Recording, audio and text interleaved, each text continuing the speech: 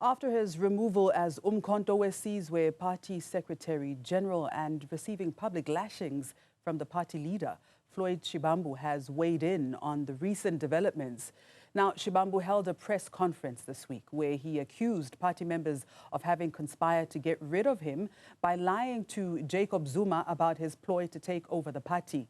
The former SG closed off his conference by saying he and a number of former members of other political parties would be consulting South Africans on whether there was a need for a new political party. Now, last kicks of a dying horse or a solid plan for his political future?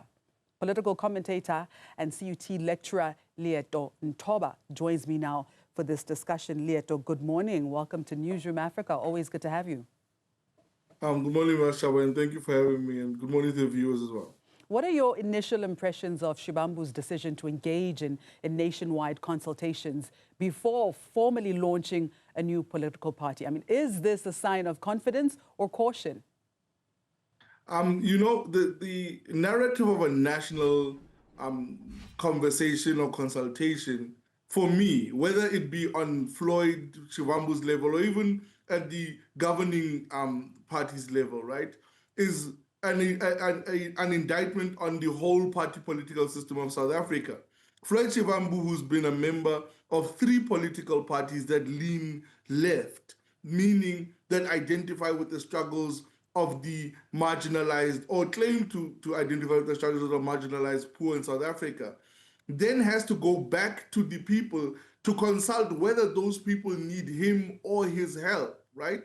This means that he and all of these 3 parties he's been part of are ignorant of the needs of those people and somehow feel a disconnect to what those people actually need and actually identify with. And that, for me, is a much scarier proposition than just Floyd trying to secure his future in politics. It means that the politicians of South Africa don't identify with John Q, citizen of South Africa, as somebody that they can hold an interaction with without having some kind of consultation with after being voted for. And I think that is scarier than the proposition of Floyd's political career being in limbo. All right. Would you say this is a strategic move to gauge public support and shape his party's vision, or is it a calculated risk?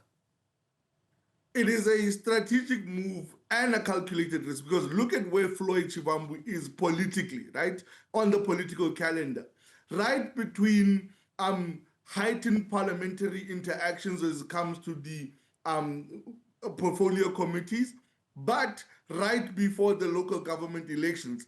If he were to start a political party today, the problem becomes that the South African media and the South Africans in general would peg him to the future of the party on the result of the local government election, which he might not have time to lobby for in starting the party. And so in delaying and saying, I'll hold a national consultation and thereafter try to start a political party, that shows you that he's trying to buy some time in order for him to make sure that he is not linked to the local government elections, or his future is not linked to the local government elections that are coming up. And I think that could be good, but is very risky for him politically, because the political party system of South Africa forgets you very quickly, especially if you are bound for Harvard. And this seems like his Harvard moment. But some might, some have even said that they view Shivambu's moves as more of a chess game. Now, do you think that he's several moves ahead? And what is his end goal, do you think? Even if it's a chess game, right? So let's assume that others view this as a chess game. And even in chess, making a move after a forced move is never good. And this is Floyd moving after a forced move, right? The MK seems not to want him that much anymore because he's contributed what he's contributed, and they think they are not at his mercy anymore. Jacob Zuma almost said as much at the June 16 address, right? When he says, if you want to leave, you can leave. And so if you make a move after a forced move, it will never be the best move that you're making. And then this is not the best move that Floyd could make, because it's an indecisive move, right? He says, I maintain my MK membership until I'm kicked out, but I might open a political party. And that limbo state in South African politics has always been dire for any politician who's been there, right? And that's why I call it his Harvard moment.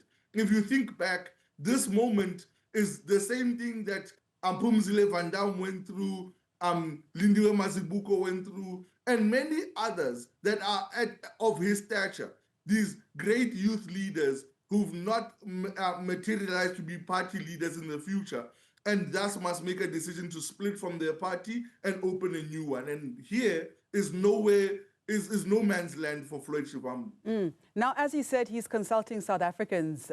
What do you think are the key issues that Floyd should focus on during his consulting stage to garner support?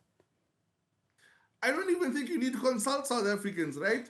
There are bodies in South Africa that build the picture of a normal South African for you. You have Stats South Africa, you have the unemployment statistics, you have the food shortage statistics, you have statistics on home spending. So you can see the picture of a South African and which South African you would like to like to apply to in order for them to vote for you, right? You could call for an imaginary genocide and apply to those South Africans. You could call for more employment or for nationalization of resources in order to raise the public coffers. You could raise the issues of a wealth tax. So all of those are categories of South Africans you could appeal to show that you are politically viable. But the problem that Floyd faces is that the left in South Africa is running out of value propositions to make to the normal South African. It shows you that the MKP right now can't identify itself outside of the ANC and EFF rhetoric of the left because they encompass so much of the left. And so if Floyd Shivambu is going to open a left-leaning party, the question is, what value proposition does he bring to the normal South African who is not politically linked? And I think if he can answer that question, we'll see what kind of party he opens. Let's expand on that a little bit more. What potential voter base do you think his party might attract? And how might Floyd's message resonate with them? It's going to be very difficult, right? Because any base that you're going to talk to now is not just going to judge you, because all of the South African party leaders are cult figures before they are leaders of parties. They're going to judge you on the cult space that you now currently occupy. And one is one where you betrayed your best friend and brother, and then you now also are being shunned by the leader you proclaim to be the Jedi master of South Africa who's been misled. Either way, you seem like a persona non grata, and so how do we vote for you? But there are a lot of disenfranchised groups in South Africa who are looking for hope.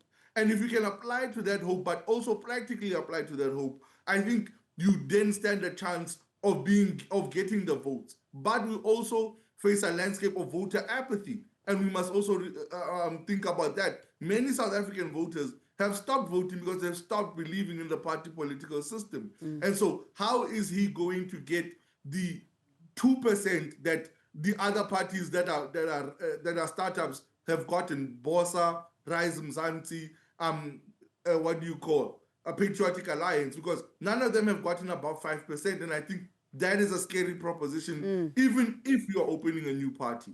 All right. Before we let you go, do you believe that Shivambu's removal as SG of the MK poses a risk to the MK's unity? Will it ultimately strengthen the party's leadership structure? And can the MKP survive outside of KZN, especially now without Floyd? Well, I mean, essentially, he says that he's not leaving the party. He's not going to resign. But essentially, his actions say otherwise. I think the biggest question is, can the MKP survive in a democracy as a party that seems antithetical to democracy, right? Because they have not tested themselves democratically and don't seem to espouse those views. They seem like some kind of imperial mission, right? Some family imperial mission where you are appointed and taken out of your appointment by one person. And that might be the scariest proposition for MK. How do they transition to democracy? Then, in closing, do you see Floyd playing a significant role in South African politics in the future? I think he does, because a person like Floyd Shivambu is almost raised in the system, right? and he knows it so well. That's why the MKP brought him on, because he's so good and wily at document crafting in South Africa that anywhere he lands, he's going to become important. All right.